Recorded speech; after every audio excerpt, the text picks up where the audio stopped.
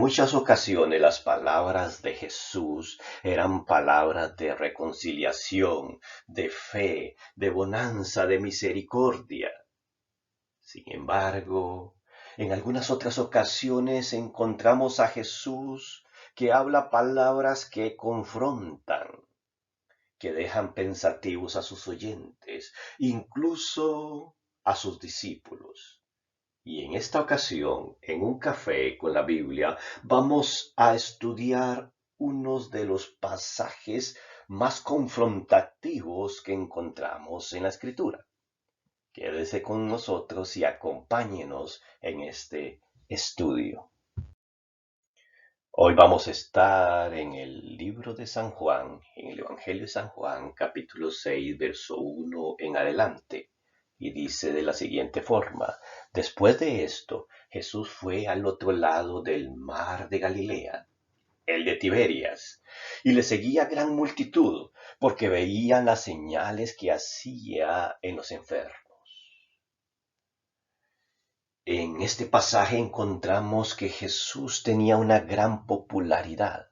Popularidad porque hacía señales y las personas seguían a Jesús directamente, no necesariamente por sus palabras, sino más bien por sus milagros, por intereses personales. Necesitaba ser sanados, necesitaba recibir pan, necesitaban aquellas cosas que ellos creían más importantes.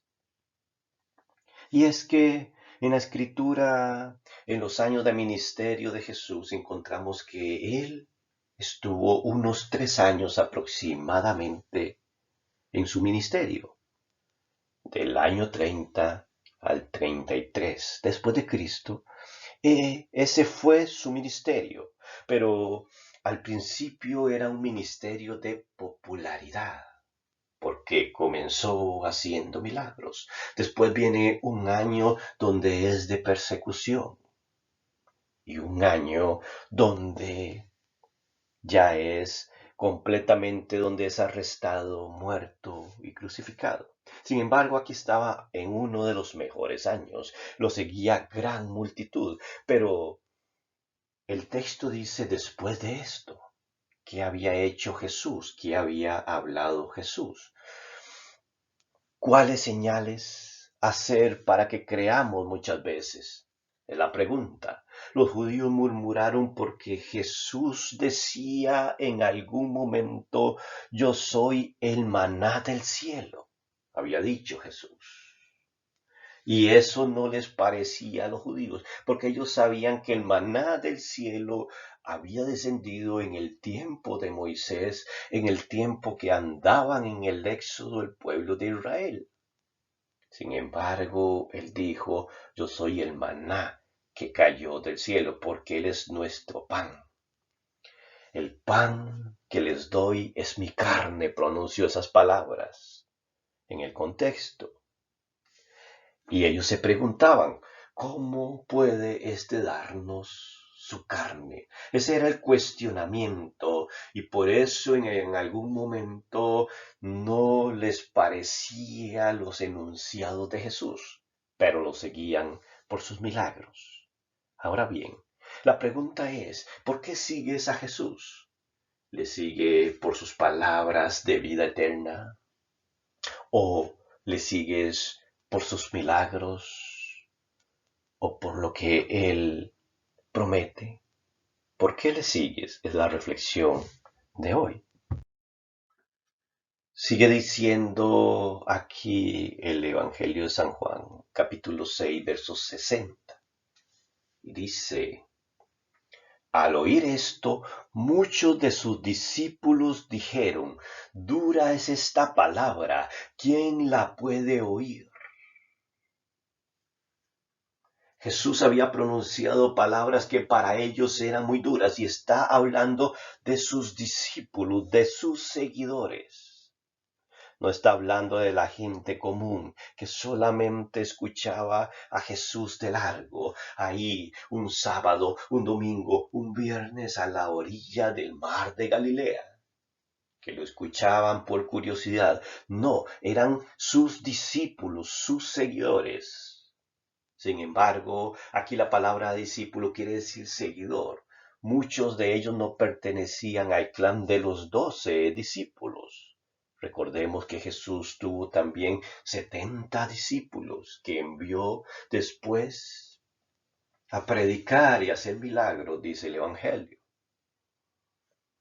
Pero también otros discípulos que lo seguían por ahí, otros seguidores, otras personas que lo escuchaban atentamente y querían hacer su voluntad.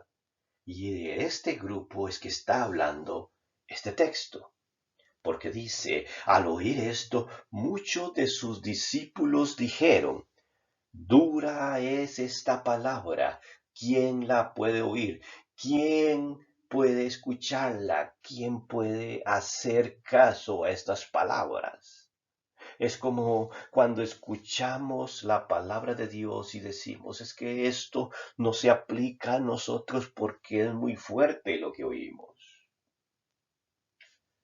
Sabiendo Jesús en sí mismo que sus discípulos murmuraban de esto, él tuvo una respuesta. ¿Cuántas veces nosotros decimos que esta palabra que encontramos en la Escritura es muy dura? Hacemos alusión a nuestros derechos. Decimos tenemos derecho. Es que es justo que se dé tal y cual cosa. No creo que la palabra esté hablando tan duro para mí. Eso era lo que estaban cuestionando estos seguidores, estos discípulos de Jesús. Pero veamos la respuesta de Jesús en este contexto. Él abre el diálogo con una pregunta y dice, ¿esto os escandaliza? ¿O esto los hace tan pensativos o revuelca sus corazones? Y él les pone un reto, pues ¿qué si viereis al Hijo del Hombre subir a donde estaba primero? El Espíritu es el que da vida, la carne para nada aprovecha. Las palabras que yo os he hablado son espíritu y son vida.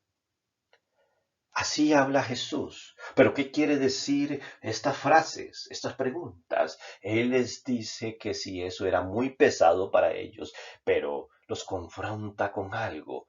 ¿Qué si vierais al Hijo del Hombre refiriéndose a él mismo? Subir a donde estaba primero. Esto porque venía hablando de que él era el maná prometido, el que caía del cielo, porque sabemos que el maná en el desierto fue un tipo de Cristo, es decir, una representación de Jesús en aquel tiempo.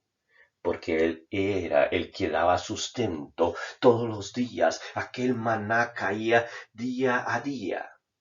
Y aquellos israelitas lo recogían y hacían masa y hacían pan para la subsistencia. Dios les proveyó comida a aquel pueblo en el Antiguo Testamento desde el cielo, literalmente. Y Jesús se comparó aquí con el maná que venía del cielo. Pero si eso los escandalizaban,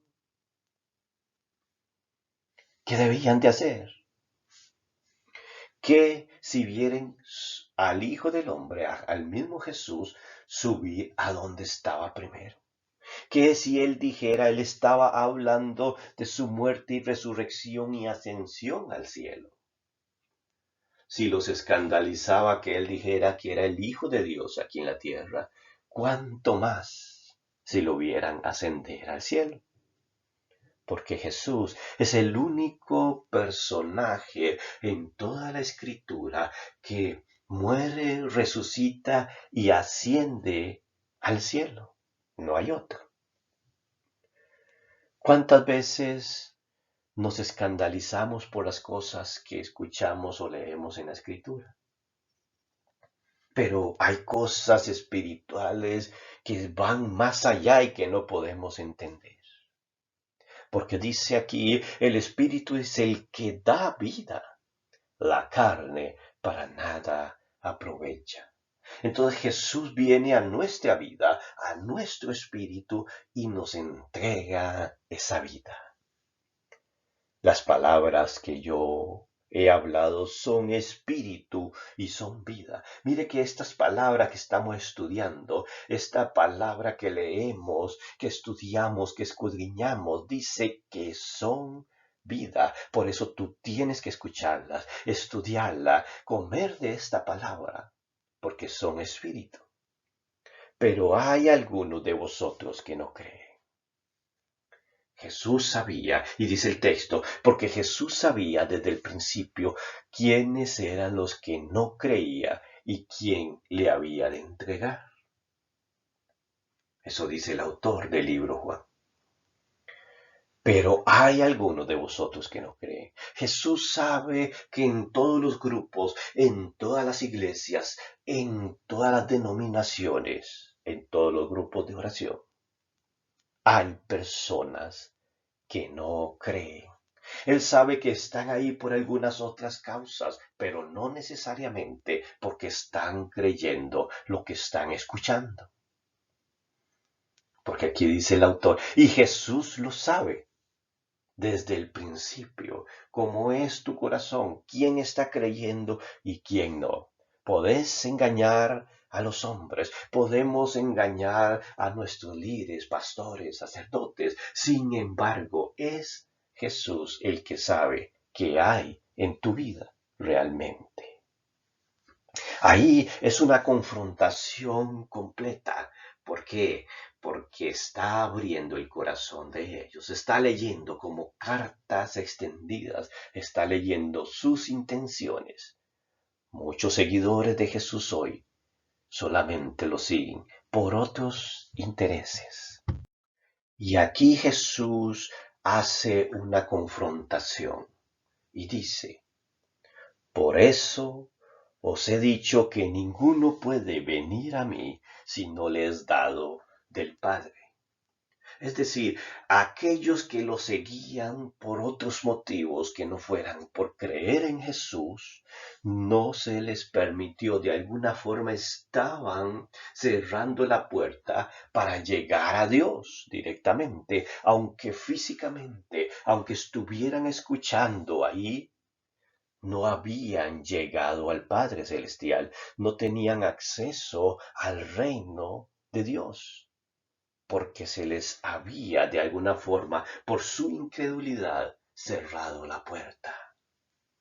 Por eso os he dicho que ninguno puede venir a mí si no le es dado por el Padre. Nadie puede entrar a Él si realmente no está creyendo, si realmente está siguiendo a Jesús por otros motivos. ¿Cuál fue la reacción, recordemos, de sus discípulos? No era la gente común que lo seguía, sino de sus propios discípulos. ¿Cuál fue la reacción al escuchar esto? En el verso 66 del capítulo 6 de el Evangelio de Juan, encontramos una frase que solamente en este texto se encuentra. En ninguna otra parte de la escritura dice lo siguiente: desde entonces muchos de sus discípulos volvieron atrás y ya no andaban con él. Dice aquí que aquellos discípulos, los que le seguían, los que supuestamente estaban haciendo la voluntad de Dios, los que dice que esos que aparentaban seguirle, dice que volvieron atrás y ya no andaban con él. ¿Por qué tienen esa reacción? Porque se sintieron leídos, se sintieron desnudos ante los ojos de Dios, habían leído sus intenciones, se habían descubierto su corazón, su interior. Él sabía quiénes lo seguían por sinceridad y quiénes no. Ya no valía la pena hacerse el religioso, ya no valía la pena poner la cara de cristiano bonachón, porque ya Jesús sabía desde un principio quiénes eran sinceros y quiénes no. Entonces la reacción de ellos al escuchar esta palabra de confrontación y tan dura dice que muchos de sus discípulos, de sus seguidores, volvieron atrás, volvieron a sus andanzas. Hoy no es diferente, querido radio escucha, no es diferente. Siempre tenemos personas que van a volver atrás y ya no andan con él. Dijo entonces Jesús a los 12, él se vuelve con una mirada penetrante posiblemente y les dice a aquellos 12 que sí había escogido, aquellos 12 que tenían una misión posterior. Y les dijo, ¿queréis acaso iros también vosotros? Esta es la palabra más confrontativa que tienen esos discípulos en ese momento y una decisión que iban a tomar de por vida, iba a marcar su destino. Les dijo, ¿quieren acaso ustedes también irse? ¿Por qué? Porque ya se habían ido muchos de sus discípulos. Y es que eso ocurre hoy diariamente. Vemos personas muy religiosas, vemos personajes de mucho calibre para nosotros, a nuestros ojos, que han sido cristianas, que han tenido un testimonio que parece que han seguido a Jesús, pero ellos vuelven atrás y caen. Hablemos de líderes religiosos, hablemos de personas dentro del clero, pues muy reconocidas. Y entonces aquello nos desanima. Y estamos ante la pregunta de Jesús, ¿quieren irse ustedes también? Porque aquella persona cayó, porque ya volvió atrás, ustedes también van a volver. Y es que este mal lo tenemos en nuestra sociedad, porque muchos sí vuelven atrás porque una de estas personas falla. Estimable escucha, si tu pastor falla, no vuelva atrás. ¿Por qué?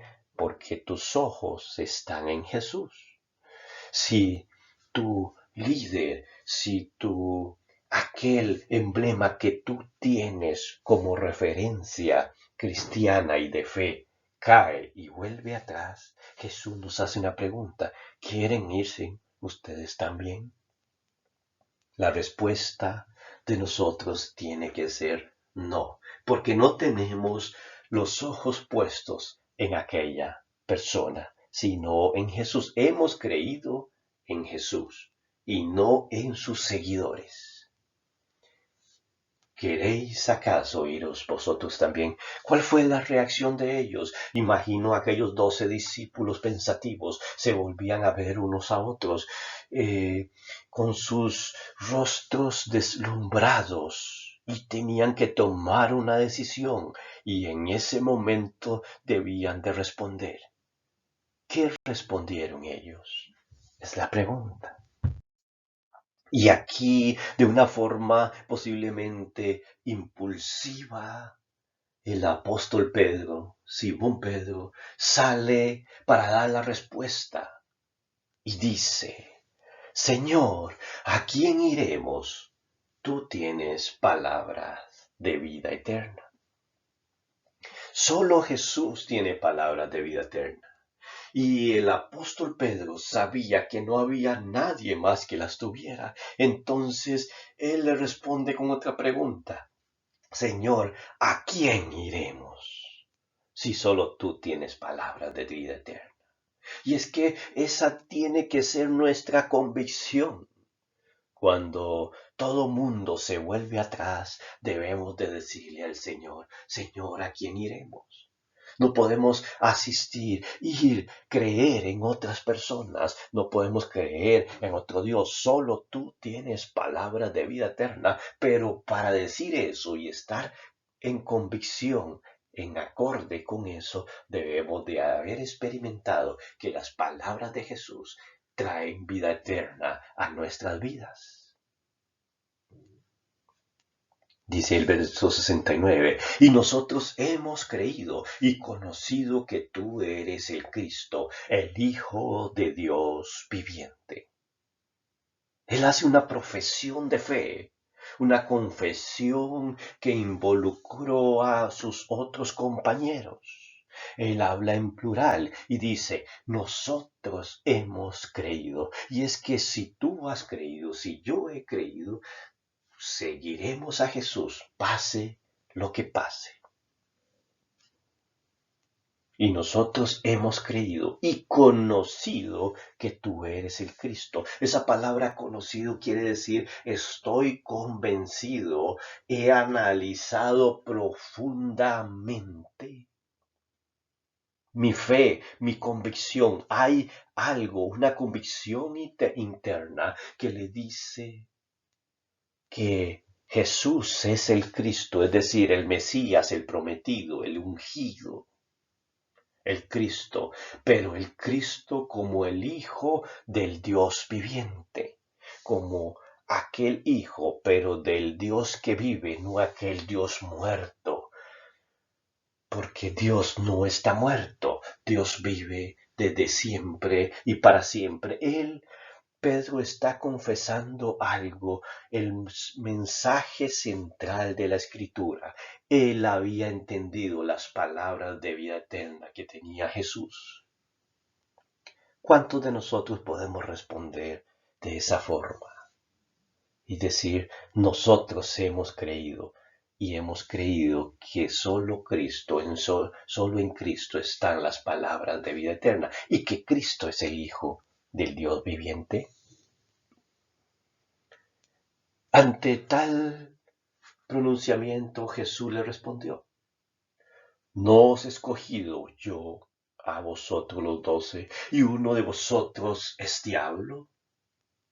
Jesús estaba aclarando algo y escudriñando de nuevo los corazones, porque a Dios no se le pasa nuestras intenciones.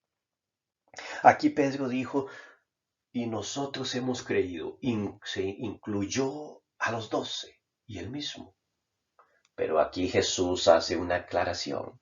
Jesús le dice, ¿no os he escogido yo a vosotros los 12? Es decir, esta pregunta es una forma retórica. Él está diciendo, yo he escogido a vosotros los 12 y uno de ustedes es diablo, es enemigo, es traidor.